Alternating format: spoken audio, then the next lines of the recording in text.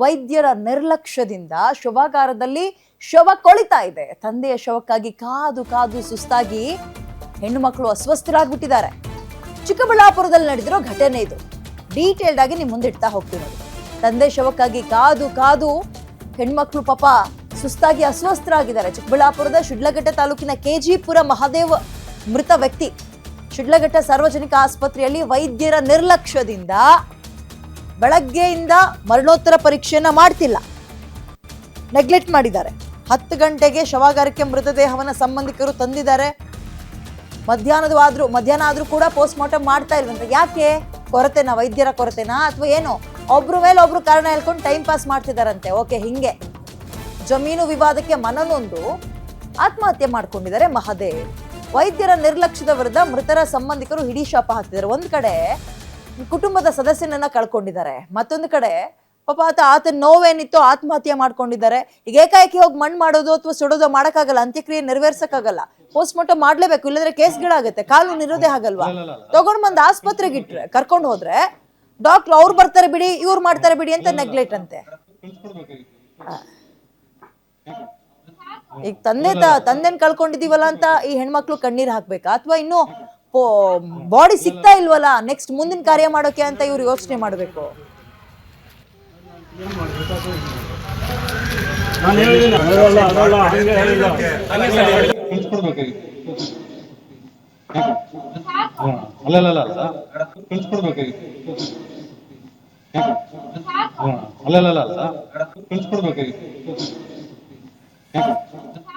ಚಿಕ್ಕಬಳ್ಳಾಪುರದ ಶಿಡ್ಲಘಟ್ಟ ತಾಲೂಕಿನ ಕೆಜಿಪುರದಲ್ಲಿ ಮಹಾದೇವ್ ಅನ್ನುವ ಮೃತ ವ್ಯಕ್ತಿ ಯಾವುದೋ ಕಾರಣಗಳಿಂದ ಮನನೊಂದು ಆತ್ಮಹತ್ಯೆಯನ್ನ ಮಾಡ್ಕೊಂಡಿದ್ದಾರೆ. ಕುಟುಂಬಕ್ಕೆ ನಿಜಕ್ಕೂ ಶಾಕಿಂಗ್ ಇಂಥ ಸುದ್ದಿ ಕೇಳ್ತಾ ಇದ್ದಂತೆ.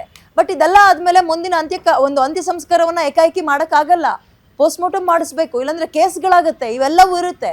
ಆ ಕಾನೂನನ್ನ ಪಾಲಿಸಕ್ಕೆ ಅಂತ ಆಸ್ಪತ್ರೆ ಕರ್ಕೊಂಡು ಹೋದ್ರೆ ಬೆಳಗ್ಗೆ ಬಾಡಿ ತಗೊಂಡೋಗಿರೋದು, ಇಷ್ಟೊತ್ತಾದ್ರೂ ಕೊಟ್ಟಿಲ್ಲ. ಪಾಪ 2 ಹೆಣ್ಮಕ್ಳು ಕಣ್ಣೀರ್ ಹಾಕೊಂಡ್ ಕೂತಿದಾವ ಆಸ್ಪತ್ರೆ ಮುಂದೆ. ಮೋರ್ ಡೀಟೇಲ್ಸ್ ನನ್ನ ಕಲೀಗ ರಾಜಪ್ಪ ನೀಡ್ತಾರೆ. ರಾಜಪ್ಪ, ಏನ್ ಸಮಸ್ಯೆ ಆಗಿರೋದು ಆಸ್ಪತ್ರೆಯಲ್ಲಿ? ಡಾಕ್ಟರ್ಸ್ ಇಲ್ವಾ? ವಿದ್ಯಾ, ಖಂಡಿತ ಎಲ್ಲಾ ಡಾಕ್ಟರ್ಸ್ ಇದಾರೆ. ಆದ್ರೆ ರಾತ್ರಿ ಅಪ್ಪ ಏನೋ ಒಂದು ಕುಟುಂಬದಲ್ಲಿ ಏನೋ ಜಮೀನ್ ವಿವಾದ ಇತ್ತು, ಹಾಗಾಗಿ ನೇಣಿಗೆ ಶರಣಾಗಿ ಆತ್ಮಹತ್ಯೆ ಮಾಡ್ಕೊಂಡಿದ್ದಾನೆ. ಜೊತೆಗೆ ಇವತ್ತು ಬೆಳಗ್ಗೆ ತಂದು ಮೃತದೇಹವನ್ನ ಮರಣೋತ್ತರ ಪರೀಕ್ಷೆಗಾಗಿ ಆಸ್ಪತ್ರೆಯಲ್ಲಿ ಸೇರಿಸಿದ್ದಾರೆ. ಆದ್ರೆ 10 ಗಂಟೆಗೆ ಸೇರಿಸತಕ್ಕಂಥದ್ದು ಇದುವರೆಗೂ ಕೂಡ ಅವರು ಮೃತದೇಹವನ್ನ ಕುಟುಂಬಸ್ಥರಿಗೆ ಹಸ್ತಾಂತರ ಮಾಡಿಲ್ಲ. ಯಾಕಂದ್ರೆ ಅಲ್ಲಿರೋ ವೈದ್ಯರು ಒಬ್ಬರ ಮೇಲೆ ಒಬ್ರು ಜಗಮಕೋಟೆಯಲ್ಲಿ ಹೋಗಿ ಅಂತ ಹೇಳ್ತಾರಂತೆ, ಇನ್ನೊಬ್ರು ಬೇರೆ ಎಲ್ಲೇನೋ ಹೋಗಿ ಅಂತ ಹೇಳ್ತಾರಂತೆ. ಆದ್ರೆ ಹೀಗಾಗಿ 10 ಗಂಟೆಯಿಂದ ಹಿಡಿದು 2:30 ಆದ್ರೂ ಕೂಡ ಇದುವರೆಗೂ ಕೂಡ ಕುಟುಂಬಸ್ಥರಿಗೆ ಮೃತದೇಹವನ್ನ ಹಸ್ತಾಂತರ ಮಾಡೋದಿಲ್ಲ. ಹಾಗಾಗಿ ಏನು ಈಗಾಗಲೇ ಮಳೆಗಾಲ ಬೇರೆ ಇದೆ, ಮೃತದೇಹವನ್ನ ಅಂತ್ಯ ಸಂಸ್ಕಾರ ಮಾಡೋದಕ್ಕೆ ಸಮಯ ಬೇರೆ ಮುಗುತ್ತೆ.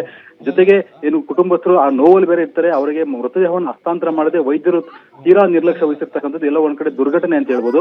ಇನ್ನು ಈಗ ಟ್ರೀಟ್ಮೆಂಟ್ ಸರಿಯಾಗಿ ಇಲ್ಲ ಅಲ್ಲಿ, ಇನ್ನೊಂದ್ ಕಡೆ ಒಳ್ಳೊಳ್ಳೆ ಫೆಸಿಲಿಟೀಸ್ ಇದೆ, ಬೇರೆ ಆಸ್ಪತ್ರೆಗೆ ಹೋಗಿ ಅಂದ್ರೆ ಒಂದ್ ರೀತಿ ಜೀವ ಹೋಗಿದೆ, ಪೋಸ್ಟ್ ಮಾರ್ಟಮ್ ಮಾಡ್ಕೊಡಿ ಅಂದ್ರೂ ಕೂಡ ಇನ್ನೊಂದು ಆಸ್ಪತ್ರೆಗೆ ಹೋಗಿ ಅಂತಾರ. ಅದೇನಕ್ಕಂತೆ?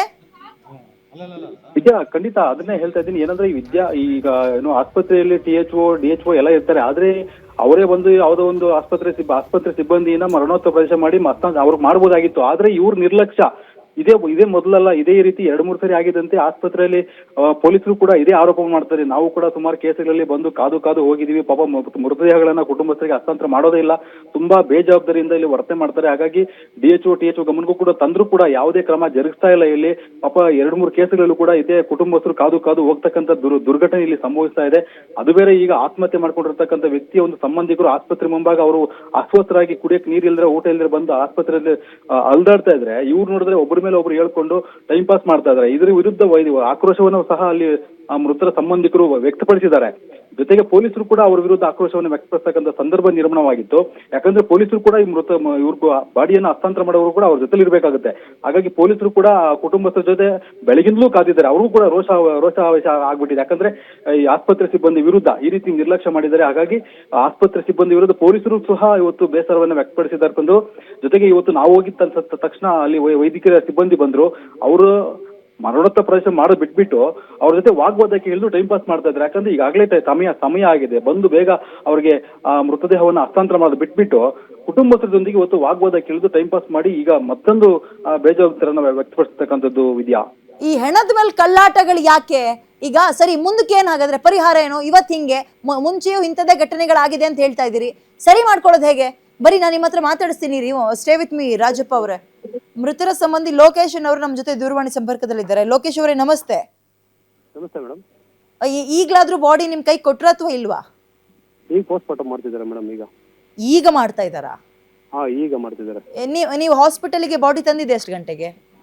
12 ಗಂಟೆಗೆ ಬಂದ್ರಿ ಮೇಡಮ್ ಬಾಡಿ ತಗೊಂಡು ನಾವು ಇಲ್ಲಿಗೆ. ಬೆಳಗ್ಗೆ 12 ಗಂಟೆ? 12 ಗಂಟೆಗೆ ಬಂದ್ರೆ ಬಾಡಿ ಅವರು ನಿಮ್ದು ಯಾವ ಊರು ಅಂತ ಕೇಳಿದ್ರು. ನಾವು ಕೇಳಿದಾಗ ಇದು ಹೇಳಿ ಕೆಜಿಪುರ ಅಂತ ಹೇಳಿದ್ವಿ. ಕೆಜಿಪುರ ಯಾವ ಹೋಬಳಿ? ಜಮಕೋಟೆ ಹೋಬಳಿ ಬರುತ್ತೆ. ಅವ್ರು ಜಮಕೋಟೆ ಡಾಕ್ಟರ್ ಬಂದು ಮಾಡಬೇಕು ಅಂತ ಹೇಳ್ತಾರೆ ಅವರು. ನಾನು ಅದಕ್ಕೆ ಹೇಳಿದೆ, ಜಮಕೋಟೆ ಡಾಕ್ಟರ್ ಬಂದು ಮಾಡ್ಬೇಕಾದ್ರೆ ಜಮಕೋಟೆಗೆ ಶವಕಾರನ ಕೊಡ್ಬೋದಿತ್ತಲ್ಲ, ಇಲ್ಲಿ ಯಾಕೆ ಕೊಟ್ರಿ? ಇಲ್ಲಿ ಡ್ಯೂಟಿ ಡಾಕ್ಟರ್ ನೀವು ಇದ್ಕೊಂಡು ನೀವು ಇಲ್ಲೇ ಮಾಡ್ಬೇಕಲ್ಲ ಅಂತ ಅಂದ್ಬಿಟ್ಟು ಕೇಳಿದ್ರೆ. ಅಲ್ಲ, ಈಗ 12 ಗಂಟೆಗೆ ತಂದ್ರಿ, ರೀಸನ್ ಏನಂತ ಹೇಳಿದ್ರು ಇನ್ನೊಂದ್ಸಲ ಹೇಳಿ ನೀವು. ಮೇಡಮ್, ಹೋಬಳಿ ಈಗ ಶಿಡ್ಲಘಟ್ಟ ತಾಲೂಕಲ್ಲಿ ಹೋಬಳಿ ಡಾಕ್ಟರ್ ಬಂದ್ ಮಾಡ್ಬೇಕು ಅಂತ ಹೇಳ್ತಾರೆ ಅವರು. ಆಯಾ ಡಾಕ್ಟ್ರೇ ಬರ್ಬೇಕಂತ? ಅವ್ರು ಬಂದಿರ್ಲಿಲ್ವಾ? ಸರಿ ಆಯ್ತು, ಅವ್ರು ಬರ್ಲಿಲ್ವಾ? ಅಲ್ಲ, ಇವರೇ ಮಾಡ್ಬೇಕು. ಅವರು ಅಲ್ಲಿಂದ ಬಂದು ಮಾಡೋ ಇದಿಲ್ಲ. ಅವರು ಆ ತರ ರೈಟಿಂಗ್ ಅಲ್ಲಿ ಕೊಡಕ್ ಹೇಳ್ರಿ ಡಾಕ್ಟರ್ಗೆ, ನಾನು ಬಂದ್ ಮಾಡ್ಬೇಕು ಅಂತ ತಂದ್ಬಿಟ್ಟು ಅಂದ್ರು ಅಂತ ಹೇಳಿದ್ರು ಅವ್ರು. ಪಾಪ ಅವ್ರು ರೆಸ್ಪಾಂಡ್ ಮಾಡಿದ್ರು. ಅವ್ರು ಅಂಬಿಕಾ ಡಾಕ್ಟರ್ ಅಂತ ಇದ್ರು. ಪಾಪ ಅವ್ರು ನಾವು ಬಂದ್ ಮಾಡಕ್ಕಾಗಲ್ಲ, ಅವರೇ ಡ್ಯೂಟಿ ಡಾಕ್ಟರ್ ಅಲ್ಲಿ ಇರೋದೇನಕ್ಕೆ, ಅವರೇ ಮಾಡ್ಬೋದಲ್ಲ ಅಂತ ತಂದ್ಬಿಟ್ಟು ಅವರು ಮತ್ತೆ ಕಾಲ್ ಮಾಡಿ ಅವರೇ ಹೇಳಿದ್ರು ಇವ್ರಿಗೆ ಮಾಡಿ ಅಂತ.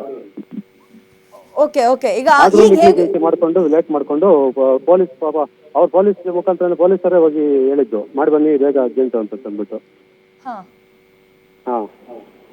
ಹೋಬ್ಳಿ ವೈಸ್ ಮಾಡ್ಬೇಕು, ಡಾಕ್ಟರ್ಗಳೇ ಬಂದ್ ಮಾಡ್ಬೇಕಂದ್ರೆ ಎಲ್ಲಿ ಯಾವ ತರ ಅದೇ ರೂಲ್ಸ್ ಇದೆಯಾ ಅಂತ ಅಂದ್ಬಿಟ್ಟೆಲ್ಲ ನಾವು ಮಾತಾಡಿದ್ವಿ.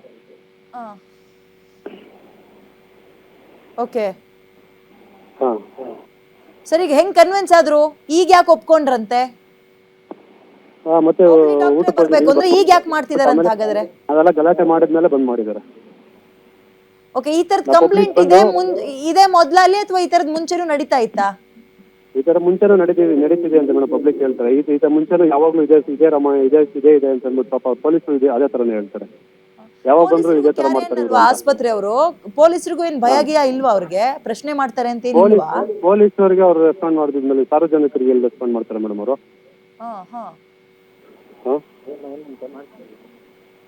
ಫೈನಲಿ ಪೋಸ್ಟ್ ಮಾರ್ಟಮ್ ಮಾಡ್ತಾ ಇದಾರೆ ಇವಾಗ. ಈಗ ಮಾಡ್ತಿದ್ದಾರೆ ಅಲ್ಲ ಮೇಡಮ್. ಈಗ ಮಾಡ್ಕೊಟ್ಬಿಟ್ರೆ ಅಲ್ಲಿ ಜನ ಬಂದಿರ್ತಾರೆ ಊರಲ್ಲಿ, ಇದ್ ಮಾಡ್ಬೇಕು, ದಫನ್ ಮಾಡೋಕೆ ಮಳೆ ಬಂದ್ರೆ ಎಷ್ಟು ಜನ ವೇಟ್ ಮಾಡ್ತಾರೆ. ಅದನ್ನ ಯಾವಾಗ ಹೌದು, ಬಹಳ ನೋವಿನ ಸಂಗತಿ, ಕಾಯ್ತಿರ್ತಾರೆ ಇಂಥ ಟೈಮಿಗೆ ಇದೆಲ್ಲ ಮಾಡಿ ಮುಗಿಸ್ಬೇಕು. ಓಕೆ, ಬಟ್ ಇವ್ರ ನಿರ್ಲಕ್ಷ್ಯ ಯಾಕೆ ಹಿಂಗೆ ಅಂತ? 10 ಗಂಟೆ 11 ಗಂಟೆ ಕರ್ಕೊಂಡ್ ಬಂದ್ರು, ಅವ್ರು ಬರ್ಲಿ ಇವ್ರು ಬರ್ಲಿ ಅಂದ್ರೆ ಇವ್ರೇನ್ ಚಂದಕ್ಕಿದಾರಂತ ಹಾಗಾದ್ರೆ? ಇವ್ರು ಕಂಡೀಷನ್ ಮಾಡ್ತಾರೆ, ನೀವು ಇದೇ ಟೈಮ್ಗೆ ತಗೊಂಡ್ಬರ್ಬೇಕು, ಪೋಸ್ಟ್ ಮಾರ್ಟಮ್ಗೆ ಈ ಟೈಮಿಗೆ ತಗೊಂಡ್ಬರ್ಬೇಕು ನೀವು. ನಮಗೆ ಪೊಲೀಸ್ ಅವ್ರಿಗೆ ಇಂಥ ಟೈಮ್ 1 ಗಂಟೆಗೆ ಬರ್ಬೇಕು, ನೀವು ಆವಾಗ ಬರ್ಬೇಕು, ಇವಾಗ ಬರ್ಬೇಕು, ಇಷ್ಟೊತ್ತಿಗೆ ಬರ್ಬೇಕು ಅಂತಾರೆ. ಇದ್ ಮಾಡ್ತಾರೆ ಅವ್ರು ಡಾಕ್ಟ್ರು. ಅವ್ರು ಹೇಳಿ ಟೈಮ್ಗೆ ನಾವು ತಗೊಂಡ್ಬರ್ಬೇಕಂತೆ. ಯಾರು ಇಲ್ಲ ಅಂತ ಈ ರೀತಿ ಉದ್ದಟತನವೋ ಅಥವಾ ಕೇಳಕ್ ಬರಲ್ಲ ಇಂಥದ್ ನಾವು ಇಲ್ಲಿ ತನಕ ಮಾಡ್ಕೊ ಬಂದಿದ್ವಿ, ಇನ್ ಮುಂದಕ್ಕೂ ಹೀಗೆ ಮಾಡ್ತೀವಿ ಅನ್ನೋ ದುರಾಂಕಾರವೋ ನನ್ಗಂತೂ ಅರ್ಥ ಆಗ್ತಾ ಇಲ್ಲ. ಧನ್ಯವಾದ ಗ್ಯಾರಂಟಿ ನ್ಯೂಸ್ ಜೊತೆಗೆ ಮಾತಾಡಿದಕ್ಕೆ. ಅಲ್ಲ, ಆ ಕುಟುಂಬ ನೋವಲ್ಲಿರುತ್ತೆ, ಕುಟುಂಬದ ವ್ಯಕ್ತಿಯನ್ನ ಕಳ್ಕೊಂಡು. ನೀವು 1 ಗಂಟೆಗೆ ಹೆಣ ತಗೊಬನ್ನಿ ಆಸ್ಪತ್ರೆಗೆ, 2 ಗಂಟೆಗೆ ತಗೊಬನ್ನಿ, 12 ಗಂಟೆಗೆ ತಗೊಬನ್ನಿ, ಏನ್ರಿ ಮಾತು ಇದೆಲ್ಲ?